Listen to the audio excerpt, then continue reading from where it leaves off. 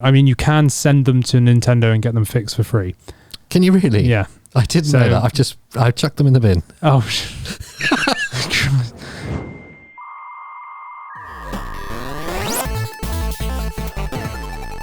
You've had a Switch for quite a long time. Yeah. How many JoyCons have you gone through? I'm actually incredibly lucky. I've never had JoyCon drift. Or protective. Yeah, probably protective, yeah. I've got 2 Switches in the house. That's not me showing off. It's because you didn't realise that they were switches. You didn't realise you could switch them. Yeah. No, it's because different people want to play different things at the same time. But both pairs of Joy-Cons have suffered with Joy-Con drift. You mean rage quit? Not from me rage quitting. Yeah, I don't know how much I believe that. Mario Kart quit. Mario 64 again. Where am I going? Why am I running around? So Joy-Con drift, it's a real problem for a lot of people. Yeah, it is. I feel sorry for them. It's partly one of the reasons why second-hand Joy-Cons are so expensive. Yeah. They hold their price really well. And I think secretly is one of the reasons why new Joy-Cons are still so expensive. Yeah, Nintendo can crazy, aren't they? 70 quid or something. Yeah, 65 to 70 depending on where you get them. 35 quid each. Second hand, they're about £50 to £60 a pair. So it's almost the same price. Yeah. And I think it's because they're so delicate. Yeah. I agree with that. And when you consider what's going on inside of Joy-Con, you've got an accelerometer, you've got the wireless connection, you've got a battery to charge it. Yeah. There's a lot of tech in that tiny little thing. Definitely. And they are a small little bit of plastic that you're probably putting too much pressure on all the time, especially if you're playing Mario Kart.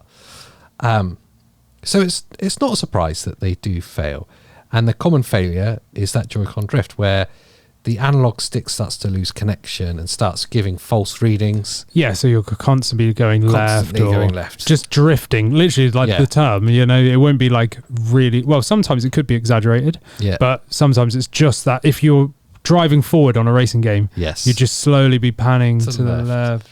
Or if you're playing a first-person shooter, let's say Fortnite, because my stepson plays that a lot, rather than standing still, he'll just be spinning. Yeah, exactly that. So it can be incredibly frustrating. I mean, you can send them to Nintendo and get them fixed for free.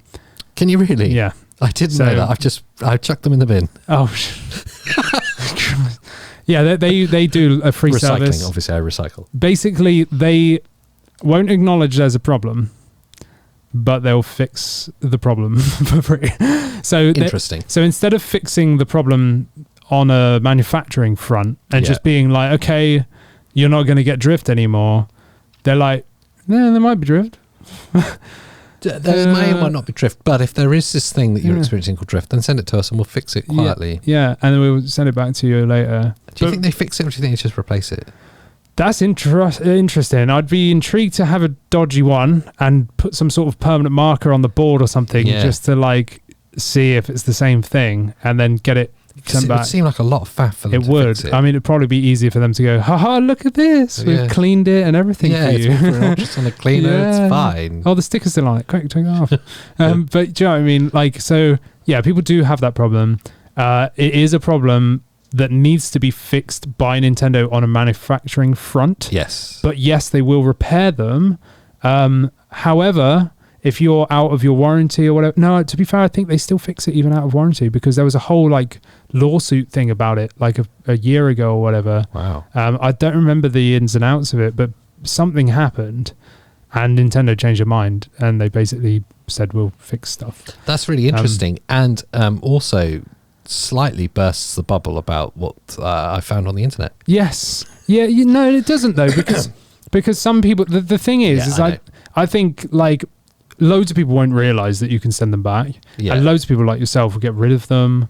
Or they don't want to be without the controller for a fortnight or a month. Just deal with however. It. Yeah. So instead, you can fix them yourself. As someone on the internet, let's say VK's channel on YouTube, has posted a really interesting step-by-step tutorial, quite in depth as well by the look of it, on a really simple fix for the drifting Joy-Con. And essentially what it boils down to is a piece of paper, and you slot that piece of paper inside the analog housing, which adds more pressure to the analog stick and its connections with the terminals. And that's what's happening with drift, is that it's working itself loose. Over time it's getting looser, and then the connection's not connecting, so you're getting that kind of issue. So slotting a piece of paper underneath apparently adds enough pressure to make those connections right again. For how long?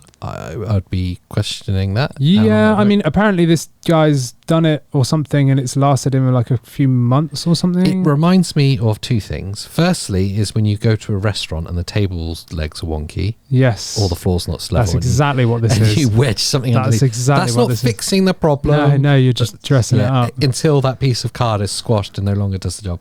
Pretty much. It also reminds me of... back on the PlayStation 1 days, there was an issue with the disc trays. Oh, yes. And there's a little arm that pushed a button to tell the reader that the disc tray was closed. Yep. And you could get it to, you could trick it in all sorts of ways, play different music in the games by pushing that down. But over time, that arm would wear off and it would stop making connection and the disc tray would never be shut. Yeah. So you'd have to stick a bit of cardboard with a bit of blue tack, and there's all sorts of like little hacks, janky DIY hacks. Yeah, it's exactly like that. Yeah, pretty much is. Yeah, and that went on until Sony released the version 2 of the PlayStation, the small one, the PS one. That's it, the PS one. Yeah, awful name. Yeah. Because that's just what everyone calls it. I was going to say, because me and my wife had a discussion about this, because she was like, "Oh look, I found your PS1 controllers." No, she was referring to the PlayStation, and I went, "No, they're the PlayStation controllers." Yes. And I was like, "I had the PS1." She was like, she didn't get that they were two different things, because everyone refers to the PS1 as the PS1, but actually the PlayStation is the full fat version. Yes. And the PS1 is the little pebbly, small looking thing, which came with the analog sticks. Because Sony aren't going to call the first thing 1. No. That would be stupid. Yeah. That would be like Nintendo calling the Switch 1. Yeah. It's just not going to happen. No. Yeah. So it's a relatively simple fix. It's definitely a cheap fix. Yeah. If you're willing to poke around inside your JoyCon. Yeah, you're going to need some level of competency. Competency. Yeah, that's the word. Yes. My English is appalling. Because it's been a long week off. Yeah, that's it. I've not recovered. It's because you're going to have to completely disassemble this controller, and they're quite finicky anyway, because I've watched people do that to change the cases and stuff. So it is a thing. The thing that kind of got me is this dude's channel that posted this hack has got one video on it, and he's got 500 subscribers, which clearly are all from this one video. Yeah, that's only just been put up, and it's got like over 30,000 views. And it just seems a bit sus to me. Do you know what I mean? Like, this is only... look, I'm a brand new channel. Here's a really in-depth guide to how to I've made a really detailed video. Yeah. Oh, look. And now it's somehow just gained loads of traction, even though it's my first video. Like, do you know what I mean? It's just like, okay. And then you go... Do you think he works for Nintendo? Well, I don't know. I clicked on the About section, and he was like, I'm like, an aspiring developer or something, game developer or whatever. Like... Come look at all my videos about all sorts of topics. One video. What? Okay. So,